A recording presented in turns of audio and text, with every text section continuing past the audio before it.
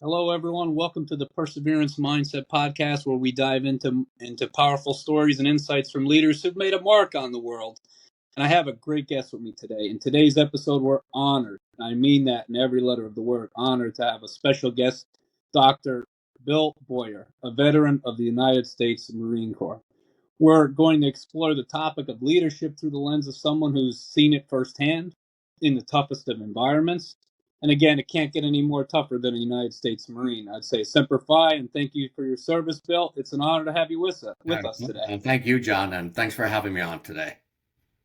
All right, so Bill, we haven't had you on before. We're a relatively new startup. All of our listeners and subscribers, they want to get to know the people that I'm bringing on to the show. So tell us a little bit more about your background, where you're from, where you're born and raised, all the great little tidbits about yourself. Sure. So I'll try to do it in what we call the elevator speech. I was born and raised in a small town in northeast Pennsylvania called Ashland, Pennsylvania. A small coal mining town, 2 red lights, about 3,000 people or so. And I lived like 20 minutes from Yingling Beer. Okay. But what I always tell people, I'm very proud to have grown up there, even though it was a small town, because it instilled work ethic, sort of patriotism, the desire to be a hard worker, to be respectful to people, to help other people, help your neighbors, and help strangers even at times. So I was very proud to have grown up in that town. I knew that town was too small for me. So once I graduated high school, I toiled around a little bit in my town. I went to college, started college, but I was too young, so I bounced out of there. And I was like, all right, now what? So it was the Marine Corps. And I moved to California, so I'm a Hollywood Marine, as we call it.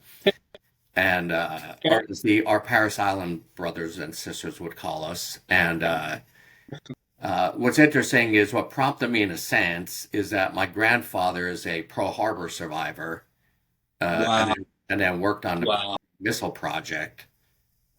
Now he died several years ago, but so he had served. He was there when it got hit. Wow.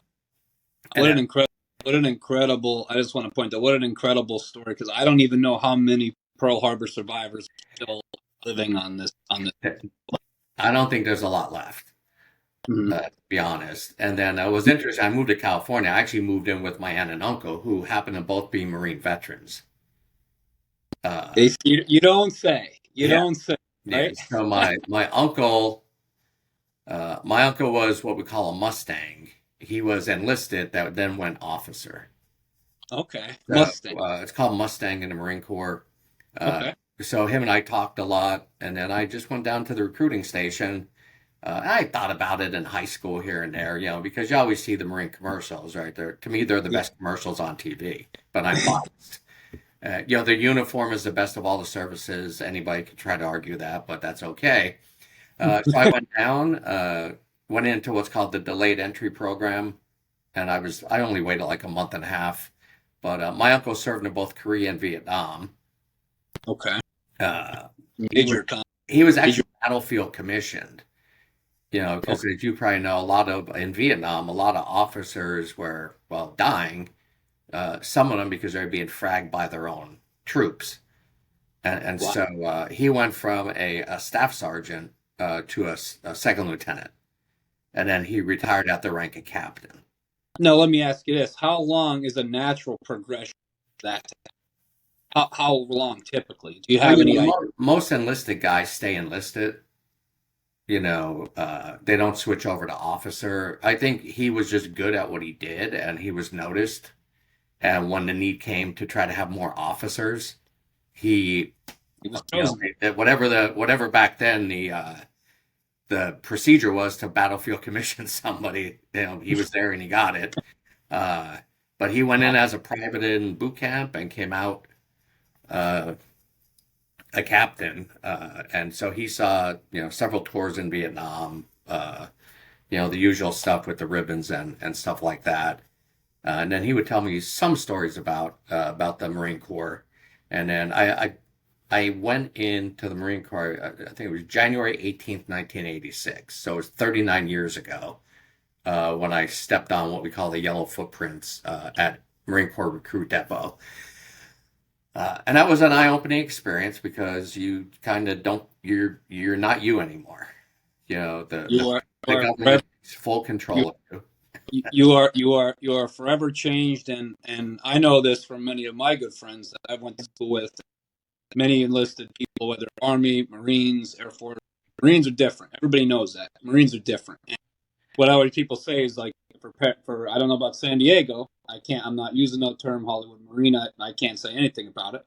But over here in Paris Island, say the only way you leave this island is a Marine. There's moats, there's alligators. You don't leave without becoming a Marine. I just know that for a fact. Yeah, we have the sun, the heat, and yeah, it's a friendly talk crap to each other type of thing. Yeah. You know, it's like all the military services, we all talk smack on each other, but when it comes down to it, you know, we're all one team and we come together. So, but it's like sports teams, right? Y'all talk smack on each other, but at the end of the day, you're all one team, you know. And so yeah, it's very disorienting, as you could imagine. Mm-hmm. Yes. And also too, going from that now, you know, being a leader, and we're going more into the topic of that.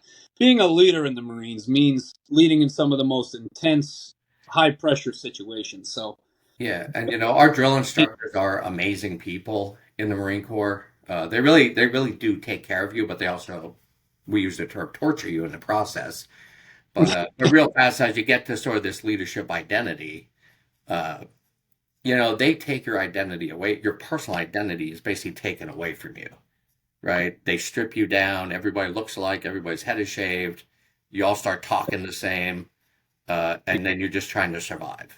You know. you're trying to survive. You're trying to survive. And can you tell us about like in that like when was the first moment that you knew when you stepped on? Was it when you stepped on the yellow footprint, or when you got your head shaved, or when everybody looked the same? Be I'm forever changed. When did it come to your realization come to you? Said Yeah. this is forever. I'm changed. Yeah. Like I'm not the same person. Yeah, I don't know how much I can curse, but shit gets real when the drill instructors get on the bus and start screaming right before you get out onto the yellow footprints. So that's when you know.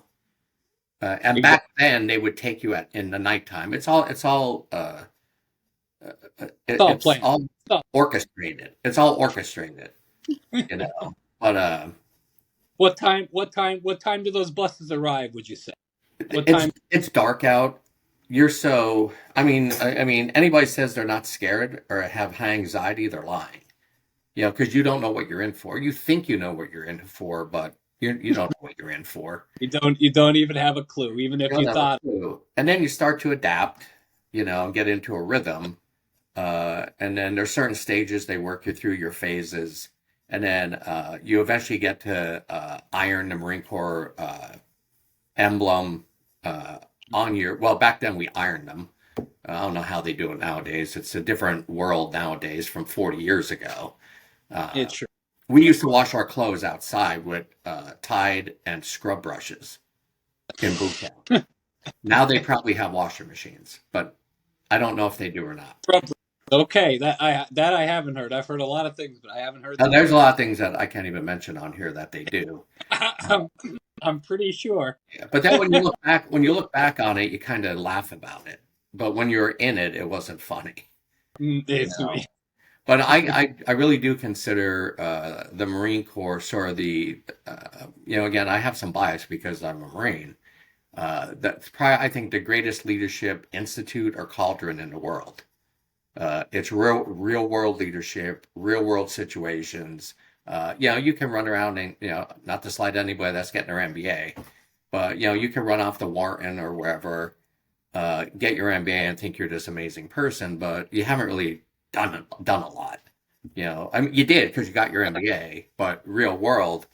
And, you know, the Marine Corps is, you know, I think a lot of people think that we're all just robots in the Marine Corps, but that's not true.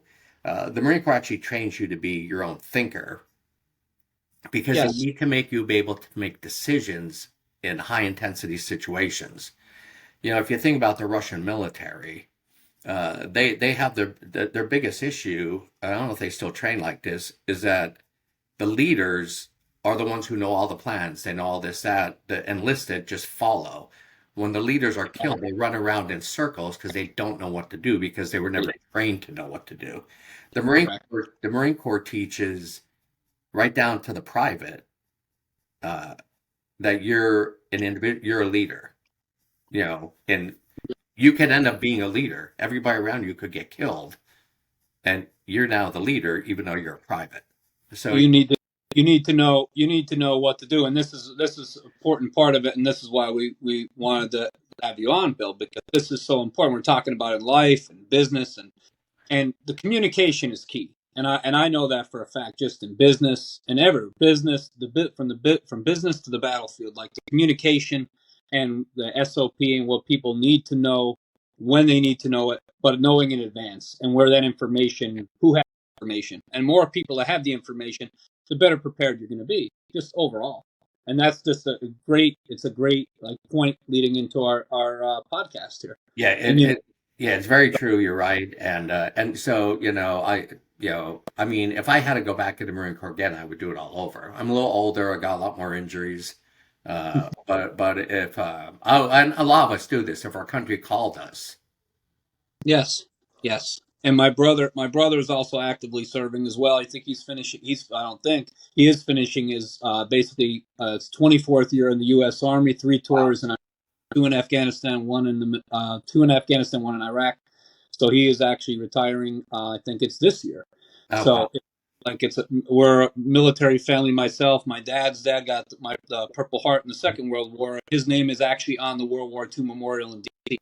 So it's a very, let's just say something I can't even begin to comprehend, like a life of service and just giving like a portion of you and your life to your country. So it's yeah, exactly. And a lot of my family has been in the military. My uncle served; he was killed in Vietnam. One of my other great uncles, and then other family members. So my cousins have been in the Marine Corps with me. My one cousin actually went in the Marine Corps a week after I did. So it was interesting. We never crossed paths though. So I did that. I do think they're the greatest leadership cauldron there is. I really do because of what they teach you. And it's interesting. The Marine Corps sort of has, I believe they still stick by sort of these 14 leadership traits that they want you to abide by and okay. to make you a real leader. It's interesting. The acronym is like JJ did tie buckle. The Yeah. military loves acronyms. So I'll just rattle them off for Yeah. people to hear. But it's like justice, judgment, dependability. You need to be dependable. You need to be able to take initiative. So initiative is one of them. When they talk about justice, it's treating everybody fairly and also holding people accountable as well. Yes. The biggest thing that I see missing nowadays is individuals that don't take personal accountability and responsibility for their actions. Correct. We live in a world of it's not my fault, it's your fault why I'm where I am. Well, that's just not true, right? No. Well, the leader inside the person should be the one to say, like, hey, my assignment was this. I didn't do my part in the assignment, so hence the accountability is on me. Yeah, accountability So, is on me, and then you have to admit that and take ownership of it. And and if you don't, you got issues. You you know, got those issues become other issues, which were wrapped in other enigmas and issues. It just goes down a horrible path that yeah, nobody wants a to hundred see. percent. Yeah, so it's like justice, judgment, dependability. You want somebody who you can depend on, right? Yeah. Especially in high intensity situations, high risk situations, because if they don't have your six, who does? Who does? And in a life or death situation, I would hope that you would want the person next to you to be dependable, to hold up, to be accountable, and to do what he's trained to do. He Right. or she is trained to do, and that's important. And the instilling that accountability is, like, again, I agree with you 100% on that. And also going back to like when you got to San Diego for your training for the Marine Corps. Now, It sounds like you're truly testing when you get to these environments. And like, when was there a time when you had to either lead a team when you're in the boot camp or let go of being in charge and just work alongside the team to see from like in addition to leading the team and a part of being part of the team, Yeah, not making yeah. So the boot camp's highly structured, as you can only imagine. it. So they Yeah. have sort of guidons and stuff. So they're the people that are designated to be in charge. The DIs kind of choose who it is. For me, and I'll be honest, I grew up as a kid, and I'll get to this somewhere in our conversation. I grew Okay. up as a kid that was pretty shy. Uh, I was kind of socially awkward. Uh, Yes. I would always sit in the stay back instead of push forward. Yes. And I knew there was some leadership in me somewhere. Uh, I mean, I still believe leadership there's innate traits that are born into you, and there's Yes. others then you learn, like when you go into Marine Corps. You know, people, there's people who, they become a leader, but they're really not good at it, right? Because they Hmm. just don't have the internal traits. And then there are Inter- some who do, So, but yeah, dependability, initiative, you need to be able to take initiative, right? You have to be decisive, right? You can't just sit around and mull over things while, quote unquote, the shit's hitting the fan, right? You need to make decisions, right? You have to have yeah. tact in how you handle people. Yeah. Uh, Integrity is super important. Uh, Yes. you have to be enthusiastic in what you do. Like, if you're not enthusiastic in what you do, then why are you doing it? What's the point? Exactly. Exactly. Yeah, and I see that, too. Outside of, and the whole point of our podcast today is like relating that to how those traits, those leadership traits, can go on from from the battlefield, to the boardroom. Like a lot of those, they correlate. It's not the same type of situation, but a lot of those traits you can take and you can advance. And we've seen veterans create businesses, create organizations, and they're highly successful using the same templates that they were taught. And Right. I love seeing that. I And, love seeing. yeah, and that's what it comes down to. You have to have good bearing or deportment, as I call it. So you have to be able to hold your bearing. And the Marine Corps boot camp teaches you that very well. You have to always be able to maintain your bearing and not lose your cool. Now, do you? Of course you do. Like, we're not robots, but they teach you how to self-manage that, you know. Okay. Yeah. You have to be unselfish, right? And, growing up, I learned I think the trait of me caring, liking to care for people comes from my mom. I see. Not Yeah. from my dad. He's Dutch German, so that right. My mom's Italian, so it's a little different. It's Very like the stern. dichotomy of backgrounds. No, complete split personality. Because on one hand you have, you know, you're the son. This is what you do, and you have the mom to be the understanding when things go wrong, and you just clash. That's it. Yeah, I bet childhood was a lot of clashes and just a lot of interesting things to witness for yeah. sure. Because some people are like, your last name's not Italian. I said, no, of course it's not. It's my dad's last name, and he's Dutch German. I said, but I identify as Italian because it's the cooler one, you know. But you need to be unselfish. You have to have courage, right? Yeah. Not just courage to go into battle or handle high stress situations or whatever.